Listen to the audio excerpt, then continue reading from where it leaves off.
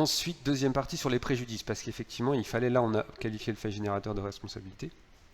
Là, il n'y avait pas de difficulté particulière sur les liens de causalité, alors peut-être simplement sur certains préjudices, mais dès lors que c'est pareil, dès lors que vous n'avez rien de particulier sur le lien de causalité, de mon point de vue, vous n'êtes pas obligé d'en faire, tout un paragraphe, toute une page. En fait, vous perdez du temps alors que vous n'avez aucun point qui est accordé.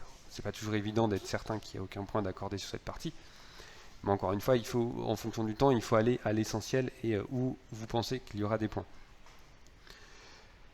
Donc sur les préjudices, parce que là on est dans l'idée, il faut quand même l'envisager. Imaginons qu'on arrive quand même à démontrer qu'il y a une faute, qu'il y a quelque chose d'anormalement glissant. Peut-être qu'on n'a pas tous les éléments de preuve, on aura d'autres éléments. Imaginons que la responsabilité du magasin est retenue. Donc il faut s'interroger sur les préjudices. On a vu tout ce qu'elle pouvait réclamer. Il faut un préjudice direct et certain. Là je vais trop. Alors, il faut un préjudice direct et certain, bien sûr, légitime, ainsi de suite. Pour le préjudice moral. Le préjudice moral de Madame Chevalier, oui, il existe. Il est certain et il est directement lié, il est directement lié à sa chute. Donc il n'y aura pas de difficulté pour son existence. Après, on n'a aucun élément pour justifier le montant des 10 000 euros qui sont demandés. Aucun élément probant. Donc, on peut en conclure sur ça que oui, il y aura un préjudice moral, et dans les faits, souvent c'est à la louche, mais il n'y a aucune possibilité de le démontrer, et clairement, elle n'aura pas 10 000 euros. Alors, elle aura peut-être 500, 1000 euros. Après, souvent, on va la rattacher aussi aux souffrances endurées, et là, on pourra avoir une expertise médicale, mais là, on va un peu trop loin. Sur le préjudice moral en tant que tel, elle en aura, mais pas non plus. Je pense pas qu'elle ait 10 000 euros. Pour le téléphone, elle dit oui, son téléphone a été cassé dans la chute. Moi, je n'ai rien dans le dossier qui me dit que son téléphone a été cassé dans la chute. Elle nous montre une photographie. Moi, il n'y a pas de date sur cette photographie. Alors oui, elle a acheté un téléphone en 2017 à 700 euros, je crois. Et alors, de 2018. Et alors, j'ai aucun élément qui me démontre que son téléphone a été bien cassé ici lors de la chute. Donc, en l'absence de toute preuve, là pour le coup, on retombe sur une question de lien de causalité. Ce préjudice ne sera pas réparé. Donc là, les dommages et intérêts seront écartés. Pour les vêtements, oui, le préjudice existe. Dès lors que là, il n'y aura pas de difficulté de faire le lien avec la photographie, les pompiers et son intervention, on pourra démontrer que ces vêtements ont été abîmés. Après, on n'a aucun élément pour justifier le quantum des dommages et intérêts. On aura quelque chose, mais pas grand-chose. Peut-être, on peut imaginer 100 euros par exemple. Pour le voyage, là, on a un caractère direct, certain. Ce préjudice, il existe véritablement, mais on raisonne en perte de chance. Elle a perdu une chance de pouvoir faire son voyage. Comme c'était dès le lendemain, en gros, elle pourrait être indemnisée de la quasi-totalité du montant qu'elle réclame. Mais pas de la totalité, c'est le propre de la perte de chance, donc elle aura un petit peu moins de 2200 euros.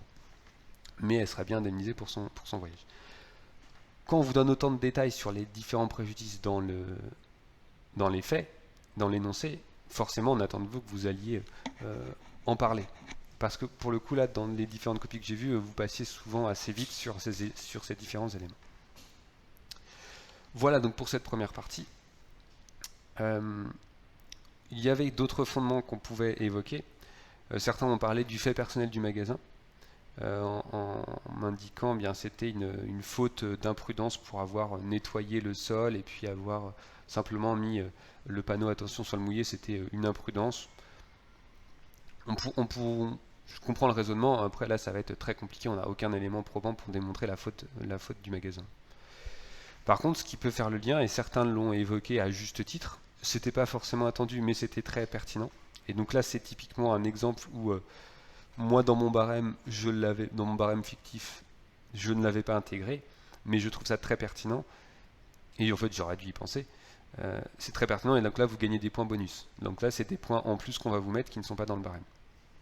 Et même dans le corrigé officiel, vous avez souvent des points bonus. Donc là, c'est depuis l'arrêt du 20 septembre 2017 sur l'obligation générale de sécurité dans les magasins. Alors, je ne l'attendais pas forcément parce que c'est ça qui s'est fondé sur le code de la consommation. Donc, en théorie, on reste sur le droit des obligations au sens du code civil et qu'on ne doit pas trop aller dans le code de la consommation dans ces matières, en droit des obligations. Mais voilà, sur cet arrêt du 20 septembre 2017, on est typiquement dans ces exemples d'un client qui chute dans un magasin. Et donc on reconnaît une obligation générale de sécurité à l'encontre du magasin. Donc, une obligation générale de sécurité, donc une obligation de sécurité, donc une obligation de résultat. Elle doit la sécurité. Alors ça reste un arrêt qui peut être discutable, enfin discutable, il est suffisamment clair, ça reste un arrêt qui n'est pas publié. Je n'ai pas vu d'autres arrêts postérieurs, mais encore une fois, je n'ai pas été creusé ce point-là. Et puis voilà, mais c'est très intéressant de l'évoquer. Et donc là, pour le coup, s'il a le fait générateur de responsabilité, bah, il est automatique. Après, pour le préjudice, eh bien, on revient sur tout ce qu'on a vu sur le préjudice tout à l'heure. Et pour terminer, certains se sont posé la question de l'exonération par la faute de la victime. Donc là, on imagine, on engage la responsabilité du magasin. Est-ce qu'on peut exonérer partiellement, en tout cas, le magasin pour la faute de la victime, de faute de Madame Chevalier, pour un manque de vigilance, parce que notamment, on nous disait, oui, il y avait un panneau en disant, faites attention, le sol peut être glissant. Et donc, elle a été, pour ce manque de vigilance, ça me semble très compliqué ici. Ça peut être un raisonnement qui est intéressant. Mais là, il n'y a pas de... J'ai pas de bonne réponse. Si vous allez dans ce... Encore une fois, moi, j'attendais pas ce développement-là, mais si vous le faites bien et que ça peut être justifié, vous pouvez aussi gagner des points bonus ici. Donc, est-ce qu'il y avait une faute de Madame Chevalier qui a manqué de vigilance? De mon point de vue, non. Mais c'est à vous de me convaincre. C'est ça aussi, c'est à vous de convaincre le correcteur que votre raisonnement, il peut se tenir la route quand même on n'y a pas pensé. Ce sera le propre de votre futur métier d'avocat. Voilà, pour la deuxième partie du cas. Donc là, on a Monsieur Rouge, qui est titulaire d'un bail pour une maison d'habitation que lui concède Madame On. Il a mis à disposition le week-end, moyennant finance, ainsi qu'il l'a loué à un couple d'amis, un couple Bochereau, qui avait son véhicule qui était stationné aux abords de l'immeuble, mais une partie de la toiture en très mauvais état a chuté lourdement sur la voiture. Le couple Bochereau ne souhaitait pas agir contre Monsieur Rouge, et donc il a souhaité solliciter réparation auprès directement de Madame On. Celle-ci a brièvement répondu qu'elle ne les connaissait pas et que leur véhicule n'avait rien à faire sur sa propriété. Et donc voilà, donc la façon dont j'ai formulé le cas, c'était vraiment pour que vous cherchiez la responsabilité du couple Bochereau, non pas envers son co-contractant, mais envers le co-contractant du co-contractant. Et donc envers Madame On. J'attendais précisément un développement et en fait malheureusement je dis que dans une copie. Donc ça c'est très dommage. D'autant plus que ça risque fortement de tomber. Là, typiquement, on est dans la question d'un manquement contractuel qui a causé un préjudice à un tiers au contrat. Et pourquoi ça a des fortes chances de tomber? C'est juste qu'on a un arrêt de l'Assemblée plénière là, du 13 janvier 2020 qui nous rappelle avec force ce principe qu'on connaît depuis déjà un certain temps. Sur le tiers, un contrat peut invoquer sur le fondement de la responsabilité délictuelle peut engager sur le fondement de la responsabilité délictuelle, la responsabilité d'une partie qui a manqué à son contrat. Enfin voilà, vous retrouverez la bonne formulation. Et là, c'était exactement ça. On avait Madame On qui ne respecte pas son contrat d'habitation parce qu'elle potentiellement, elle n'entretient pas la toiture, l'immeuble. C'est un manquement contractuel qui était d'ailleurs à la base du tout premier arrêt Miro, ce qui avait posé cette règle-là. Et donc ça a causé un préjudice, non pas à son co-contractant, mais au co-contractant de son co-contractant, et donc de son sous-locataire. C'est exactement comme dans l'affaire Miro. Et donc dans quelle mesure est-ce qu'il peut y avoir cette responsabilité délictuelle qui est engagée? Et donc voilà, j'attendais simplement, en plus pour moi ça me semblait facile, simplement un petit rappel de cette jurisprudence. Et là on avait un arrêt de l'Assemblée plénière du 13 ans. Un arrêt de l'Assemblée plénière, on n'en a pas non plus, on n'en a pas 20 par an. Donc c'est pour ça, c'est important de travailler bien sur cela. On en reparlera lors de l'actualisation, mais c'est pour donner un premier avant-goût, parce que ça reste l'arrêt le plus important, même s'il confirme une jurisprudence, mais ça reste sur le papier l'arrêt le plus important.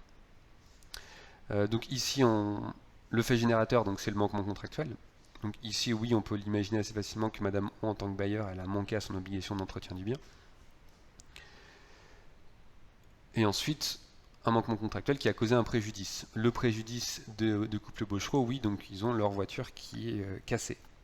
Enfin, la toiture a tombé sur leur voiture. Donc là, il y a un préjudice. Bon, là, du coup, il y avait un piège dans ce préjudice, mais comme vous n'avez pas vu le premier élément, donc là, de cacher un piège dans quelque chose de caché, c'est... Là, il y avait un piège parce qu'il fallait se poser la question, est-ce que le préjudice était véritablement légitime? Est-ce que la voiture était stationnée ici d'une manière légitime? Autrement dit, si c'était un locataire normal, si c'était donc c'était le locataire normal, le locataire contractuel, si c'était un ami qui était présent, là, il n'y avait pas de difficulté pour le préjudice. Mais là, si on en prend d'une sous-location illégale, ou justement de ces sous-locations Airbnb par exemple, qui sont parfois interdits par le bail, eh bien on peut se poser la question du caractère illégitime du préjudice. Et si le préjudice il est illégitime, alors il n'y a pas de possibilité d'agir en responsabilité. Et donc là, c'était vous faire réfléchir sur ça. J'ai pas forcément la réponse, mais en fait, je me suis inspiré. Il y a eu un arrêt de la Cour d'appel de Lyon du 12 mai 2020 qui c'était des faits pratiquement similaires, enfin pratiquement identiques ou similaires. Et donc je me suis fondé là-dessus pour aussi vous faire réfléchir sur notamment cette question de préjudice légitime. Donc là par contre on n'a pas la réponse parce qu'on ne sait pas si c'était illégal ou illégal cette sous-location. Donc au final on ne sait pas s'il y aura véritablement une possibilité d'agir en responsabilité contre Madame. Mais encore une fois, c'est simplement vous faire réfléchir sur ça. Au-delà de ce manquement contractuel, vous avez tous bien sûr évidemment aussi vu l'autre possibilité qui était certes beaucoup plus facile, mais voilà, mais c'est pas marrant si vous allez dans la facilité. Sur d'aller chercher un fait délictuel indépendant, ne pas basé sur le manquement contractuel, mais sur le fait délictuel d'une manière indépendante. Donc on peut se dire, bon bah c'est la chute d'une toiture, donc faites des choses, sauf que, alors, a priori oui, sauf qu'on a un régime spécial qui existe sur les bâtiments en ruine, qui est à 1244 du Code civil. S'il y a en présence des deux, c'est 1244 sur les ruines qui va prévaloir. Là, le spécial l'emporte sur le général. Donc c'est la responsabilité de 1244 qui va s'appliquer, qui impose donc une ruine. Ici, oui, si la chute, on nous dit bien que c'est une chute de la toiture du fait de son mauvais état, et cette ruine résulte d'un défaut d'entretien. On peut l'imaginer, encore une fois, on n'est pas certain, mais voilà, vu l'énoncé, on nous dit, j'ai dit, la toiture en très mauvais état. Donc on peut imaginer qu'il y avait un défaut d'entretien. Donc, effectivement, 1244 pourra s'appliquer. On pouvait également, là, pour terminer, se poser la question de l'exonération partielle en raison de la faute de la victime. De se dire, on revient dans le même raisonnement, les couples Bochereau, du coup, leur préjudice, ils ont commis une faute parce qu'ils étaient garés à un endroit où potentiellement ils n'avaient pas le droit de se garer là. En raison, et potentiellement, voilà, encore une fois, du caractère illégal de la sous-location. Alors pour le coup, ici, on ne pouvait pas l'envisager. C'est pas une faute de la victime. Quand bien même la sous-location était illégale, là, cette fois, il n'est pas dit que le Bochereau était au courant du caractère illégal de leur position. Et donc dans ce cas, c'était pas une faute d'eux-mêmes. Eux-mêmes n'étaient pas en faute. Ils ont été potentiellement trompés par la personne intermédiaire, mais eux-mêmes n'ont pas commis un fait fautif, et donc, de mon point de vue, l'exonération partielle ne pouvait pas fonctionner. Voilà pour ce cas. Je reste bien sûr à votre disposition si vous avez toute question. Vous pouvez m'envoyer un message sur Madoc directement. Ce qui peut, alors je ne les vois pas souvent parce que je ne voyais pas de notification. Autrement, sur mon adresse mail universitaire qui est michael.massé@unif-nantes.fr, ou autrement directement sur mon adresse pro, je préfère mmace@lex-opus.fr. Voilà, et j'essaierai de prendre du temps pour vous répondre, mais voilà, ce ne sera pas forcément une réponse immédiate. Mais voilà, vous avez encore du temps. Voilà, donc la semaine prochaine, je vous fais la vidéo sur l'actualisation. Tous les arrêts que j'ai recensés, en gros, je referai un petit peu une sorte, pas un cours, mais je redétaillerai tous les régimes de responsabilité et puis je mettrai en avant les arrêts qui me semblent les plus importants, qui se sont déroulés depuis, on va dire, globalement depuis septembre 2019. Voire, je vais peut-être intégrer aussi l'été dernier. Enfin, on va voir. Voilà. Bonne continuation et à la semaine prochaine.